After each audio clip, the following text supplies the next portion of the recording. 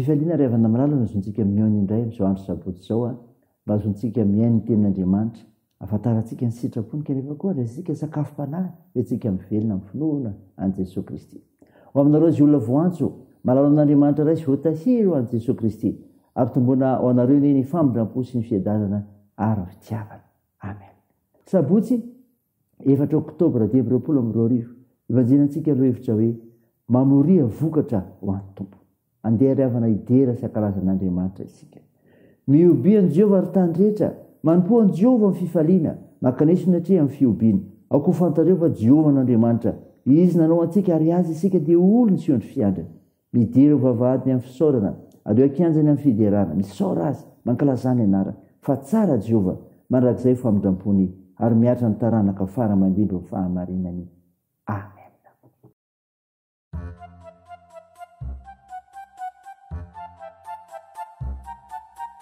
Miobi tani Jehova ry tany rehetra, miobi uhuani Jehova.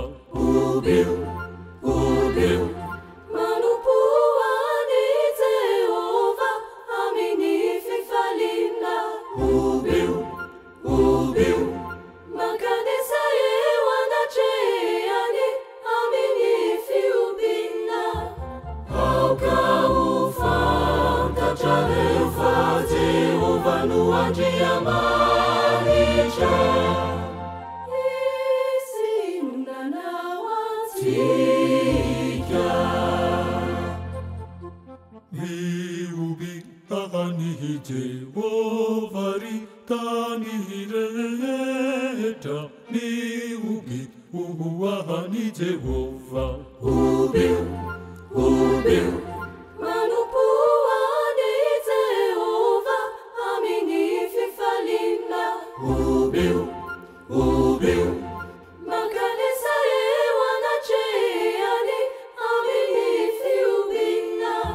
auka ufantatra rehefa Jehova no andriamanitra. Izy no nanao Tika Izy no nanao antsika ary azy isika dia olo misy ondry fiandriny. midirana eka amin'ny vavahady, midira amin'ny fisarana, ary eo akiazany amin'ny fiderana. Makalaza ny anarany, fa tsara Jehova, fa tsara Jehova, ary mandraky izany Famindrampony ary miatra amin'ny taranaka fara mandimy ny fahamarinany. O miobi, o miobi,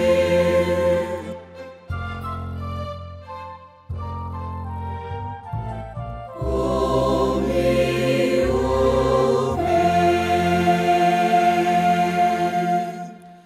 Mivavaka isika. Ry Jesosy tomponay io, Andriamanitra hafa loatra ianao. Misaotra anao izay ny amin'ny zavatra rehetra, ho mankalaza sy midera me voninahitry masina. Tompo, mahatsiaro teny izay fampanota, ko mandoariko eo anatsehanao. Miaiky ny fahadisoanay, mamindra fo aminay, mamelany erikay.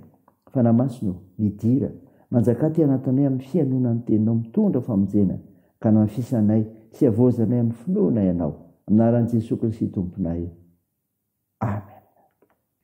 Ny ofenao antsika amin'ity riavana malala dia hitanao amin'ny boky Mpitsara. Mpitsara toko 2 andiny voalohany ka hatramin'ny 15. Nivaky toy izao aminaran'i Jesosy. Ary ilay anjerin' Jehova niakatra avy tany Gilgala ka nakamy Bokima, dia nanao hoe nitondra anareo niakatra avy tany Egipta aho, ka napiditra anareo eto amin'ny tany izay nianianako tamin'ny razanareo omena azy. Ka hoy izao, tsy hanatsoaka ny fanekeko taminareo aho mandrakizay. ka aza manao fanekena amin'ny tompon-tany ianareo fa raha vao ny alitarany kanefa tsy mihainy feoka ianareo. Koa inona moa izao nataonareo zao? Ary hoy izao indray, tsy androaka azy eo alohanareo aho fa ho tsilo eo amin'ny tehezanareo sy ho fanjika aminareo i Andriamanina. Ary niteny izany tamin'ny zanak'Israely rehetra ilay anjelin Jehova, dia nahantra ny feony ny vahoaka ka nitomany. Ary anaran'izany tany izany dia natao hoe Bokima, ary namono zavatra teo izy atao fanatitra ho an'i Jehova. Amen. Ray masino, anamasinana ny fahamarinana, ny teninao ny fahamarinana. Amen. Ry havana malala, ao aminao ny fiadanana avy amin'i Jesosy Kristy ilay tompo mamonjy antsika amin'ny alalan'ny teny zomeny antsika. Mofinaina ho antsika anoka ndrenesika teo. Tsara toko 2:7-5 dia tantara milaza nisy olona anjelin Jehova tamin'ny Israely tao Bokim na hoe mitomany. Izay milaza fa Andriamanitra dia mampatsiahy ny mitondran'ny olona. Andriamanitra dia mampatsiahy mitondran'ny olona. Mito amin'ny 2:1 tapany 1 izany ry havana. Averin'Andriamanitra ampatsiahivina matetika nanafahana ny zanak'Israely teo ambany fanadevozana Egyptiana sy fampanantenana nataony momba ny tany Kanana. Amin'ny alalan'ny anjelin Jehova no anehoany izany eto, izay manondro indrindra an'i Jesosy Kristy. Tsy mamela ny olony ao anaty fahorian'Andriamanitra.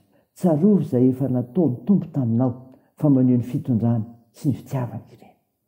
Andriamanitra dia mampafantatra ny fahatsoan'ny olona. Izany koa ry havana hitany 2 tapany 2.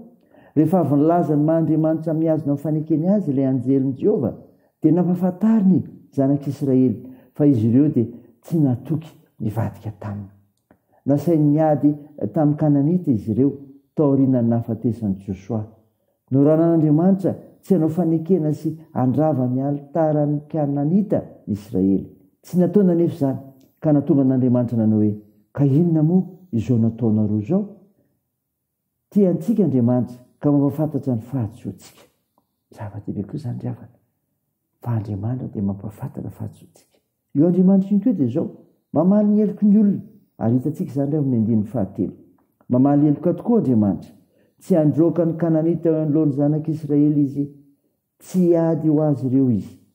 Ho tsilo ho azy ireo ny Kananita. Anindrindrona, anelingelina, ahatonga fahasorenana ho azy ireo. Ho fandrika ho azy ireo ny Kananita. Fakapanahy ho azy ireo ny fananan'ireo Kananita, Andriamanitra maro ivavahana. Loza ho an'ny zanak'Israely tokoa izany, ary izay natonga azy ireo nanahitra ny feony ka nitomany. Dia nio izany ry havana, raisany ho voninahitra Andriamanitra. Amen. Ivavaka isika. Tompo, misaotra noho ny mofinaina nomenao anay izay milaza n'Andriamanitra mampatsiahy ny mitondran'ny olona, ka nampafantatra ny fahatsoan'ny olona, ary koa mamaly ny heloky ny olona.